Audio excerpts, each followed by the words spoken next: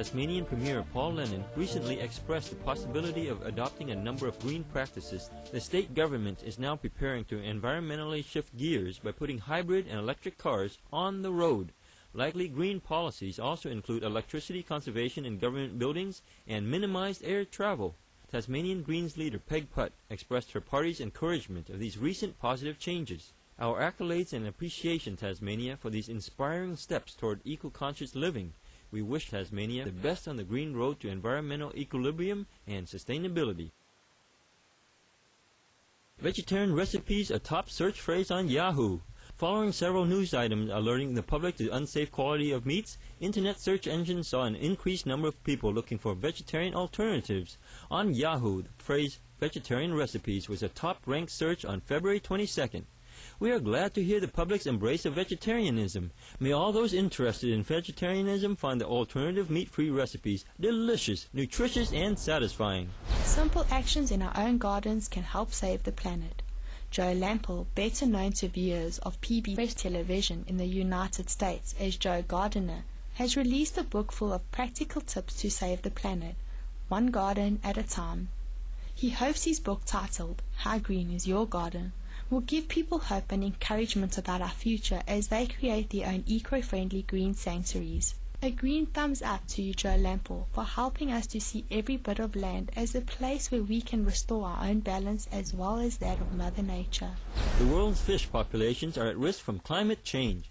The United Nations Environmental Program, UNEP, has issued a new report in Dead Water stating that 10 to 15% of the world's fish populations are in jeopardy due to global warming. This is significantly higher than previous estimates. Dr. Christian Nellman, whose team assembled the report, stated, "We are getting more and more alarming signals of dramatic changes in the oceans." We appreciate this information, Dr. Nellman and United Nations. We pray that the Providence assist us in finding ways to stabilize conditions for our precious Earth and her inhabitants. Scientists found intact regions of natural stored CO2. British geologists from the University of Manchester have discovered underground areas of carbon dioxide gas beneath the Rocky Mountains of Colorado, USA, that have remained intact for more than 1 million years without entering the atmosphere. Referring to the potential for counteracting climate change, project-led Dr. Stuart Griffin said, "Underground CO2 storage in the correct place should be a safe option to help us cope with emissions until we can develop cleaner energy sources." Congratulations, Dr. Griffin and team, on your hopeful findings. May these carbon-storing eco-technologies provide quick stepping stones on the way to universal adoption for renewable green power sources. Pakistan's interim Prime Minister called for action on climate change. On Saturday, Pakistani Prime Minister Mohammed Mian Sumro said that a nationwide public campaign was needed to address the threat of global warming. He stated, "We need to launch an effective campaign for public awareness on climate change through print and electronic media, including talk shows." The Prime Minister also called for increased funding for climate change research in Pakistan. "We respectfully salute you, Prime Minister Sumro, and fully support your call for quick and effective action on global warming. May Allah guide your leadership with wisdom to enact policies that will benefit our planetary abode." Storage technology for renewable energy is on the market horizon. Developers around the world have been working on battery technology to store energy generated by such means as solar and wind power.